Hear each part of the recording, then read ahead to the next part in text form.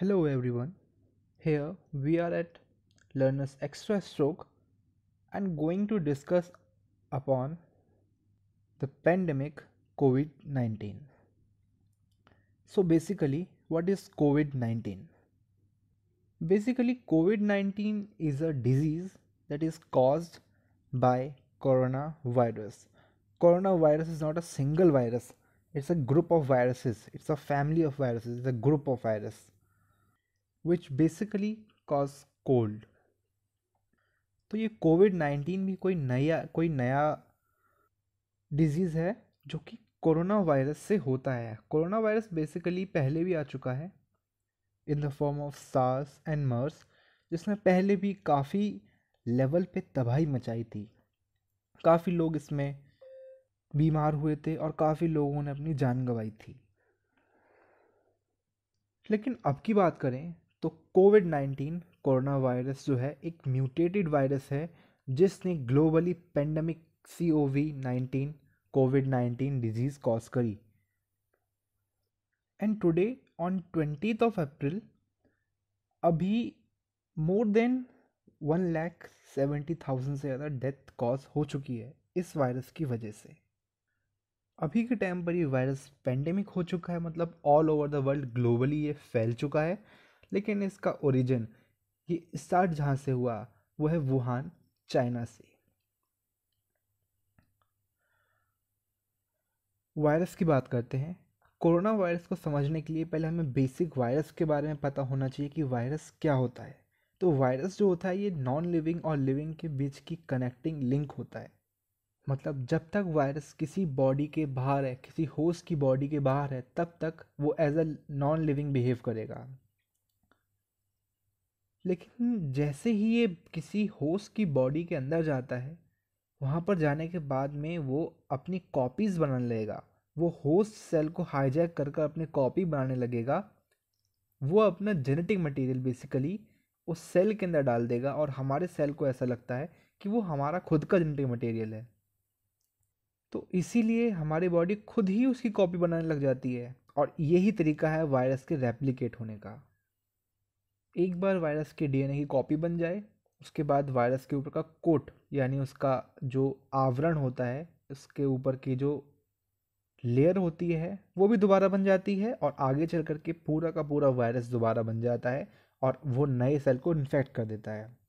तो इस तरीके से एक वायरस जो है अपना इन्फेक्शन को फैलाता है. चाहे कोई भी वायरस हो, बेसिकली वो उसका मैकेनिज्म बेसिकली यही होता है. तो अब हम कोरोना वायरस के बारे में बात करते हैं कि कोरोना वायरस की मॉर्फोलॉजी यानी वो दिखने में कैसा होता है. बेसिकली कोरोना वायरस दिखने में स्फेरिकल शेप का होता है और इसके ऊपर कुछ स्ट्रक्चर्स, स्पाइक्स जैसे स्ट्रक्चर्स जो होते हैं वो निकलते हुए दिखते हैं कुछ इस तरीके से. ये एक वायरस है बेसिकली कोरोना वायरस जो कि स्फेरिकल शेप का है और इसके ऊपर कुछ स्पाइक्स फॉर्म आपको इस तरीके से पूरे वायरस पे निकलते हुए दिखती हैं. और कैसे ये स्पाइक्स रिस्पॉन्सिबल होती हैं किसी भी इन्फेक्शन को फैलाने में, किसी भी सेल पे अटैक करने के लिए, ये हम आगे देखेंगे. एनाटॉमी की बात करें तो वायरस के अंदर के बारे में हम जानते हैं. एनाटॉमी में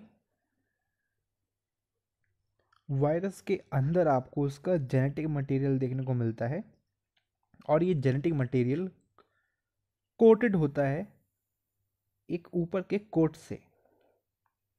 इसके ऊपर एक प्रोटीन की लेयर होती है जिसको हम कैप्सिड कहते हैं और ये कैप्सिड छोटे छोटे छोटे छोटे मोनोमर यूनिट कैप्सोमियर से मिलकर बनी होती है.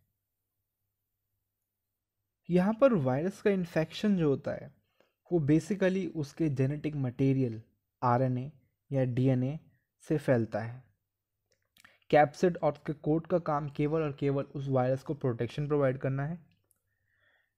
एनाटॉमिकली उसके अंदर जाकर देखें तो उसके ऊपर कुछ उभार टाइप स्पाइक्स होते हैं जो कि ग्लाइकोप्रोटीन से बने होते हैं और ग्लाइकोलिपिड से मिलके बने होते हैं.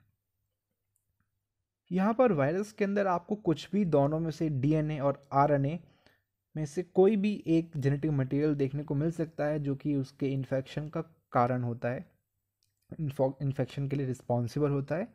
लेकिन कोरोना के केस में यहाँ पर आपको जो जेनेटिक मटेरियल देखने को मिलता है वो है सिंगल स्ट्रैंडेड आरएनए।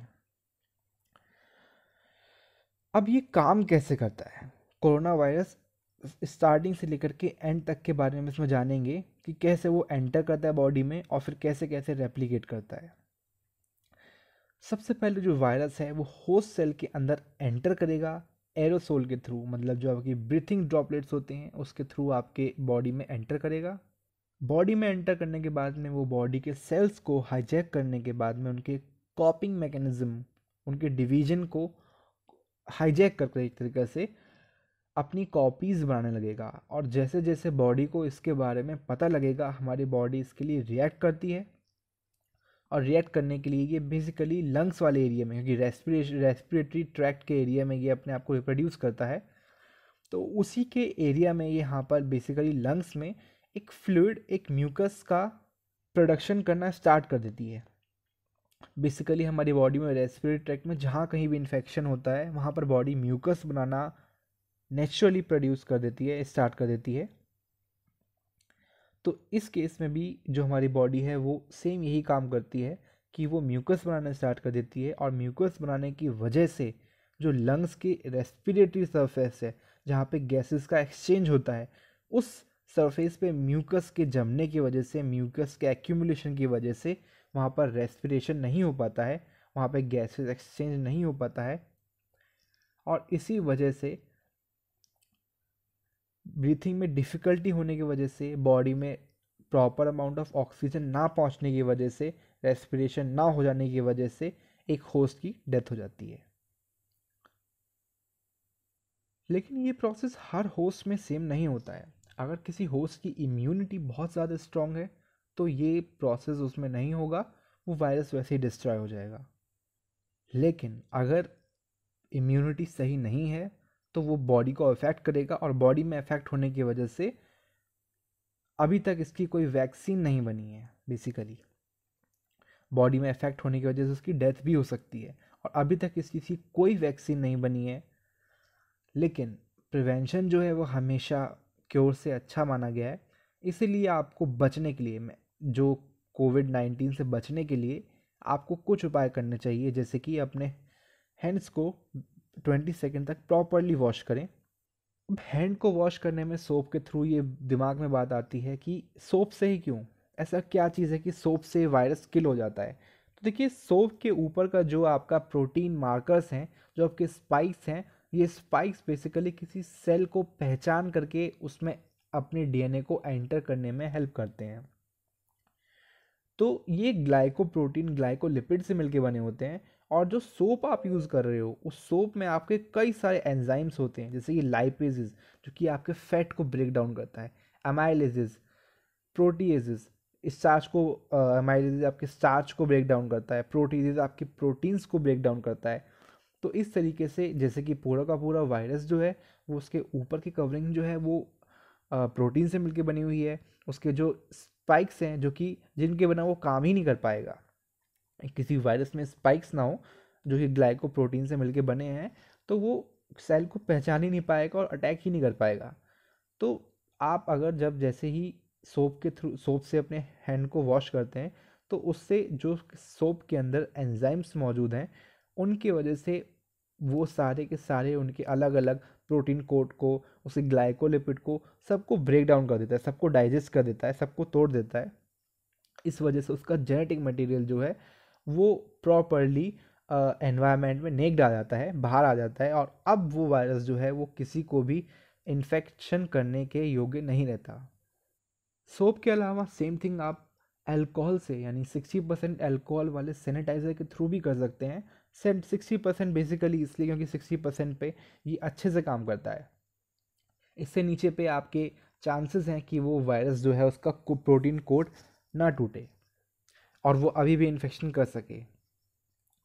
तो इसीलिए आप 60% वाला अल्कोहल बेस्ड सैनिटाइज़र यूज़ कर सकते हैं, आप सोप यूज़ कर सकते हैं। इसके अलावा अगर वो चीज़ नहीं है तो आप अलग अलग टाइप के सैनिटाइजिंग लिक्विड्स भी यूज़ कर सकते हैं। तो जैसे कि मैंने बताया था अभी कि इम्यूनिटी स्ट्रांग होने की वजह से हो सकता है कि वो वायरस आप पे अटैक ना करे, आपकी बॉडी में वो हो लेकिन वो आप पे अटैक ना कर पा रहा हो। लेकिन अगर आप स्नीज करते हैं, कफ करते हैं, तो उसके थ्रू आपके एरोसोल्स जो हैं वो एयर में एक्सपोज होने के बाद में वो अगर किसी और होस्ट के बॉडी में एंटर कर जाएं तो उसकी इम्यूनिटी के ऊपर ही बात है फिर। अगर स्ट्रांग है तो कोई नहीं है, लेकिन स्ट्रांग नहीं है तो वो उसको अफेक्ट कर सकता है। सिमिलरली स्ट्रांग होने के बावजूद वो अपने इन्फेक्शन को किसी और को दे सकता है। तो इसलिए हमेशा जब भी आप कफ करें, स्नीज करें, तो किस हैंकरचीफ का इस्तेमाल करें या फिर अपने एल्बो का इस्तेमाल करें अपने मुंह को कवर करने के लिए, और बाहर जाते समय मास्क का उपयोग करें। और यही कुछ साधन है जिसके यूज़ कर करके, जिनको फॉलो कर करके हम लोग इस डिजीज़ से बच सकते हैं। तो लास्ट पार्ट के बारे में जानते हैं जो कि है term covid. CO stands for corona, VI stands for virus, D disease, and this particular word 19 means कि ये पर्टिकुलर डिजीज़ कोविड-19 2019 में ओरिजिनेट हुई। फर्स्ट केस इसका 2019 में देखने को आया।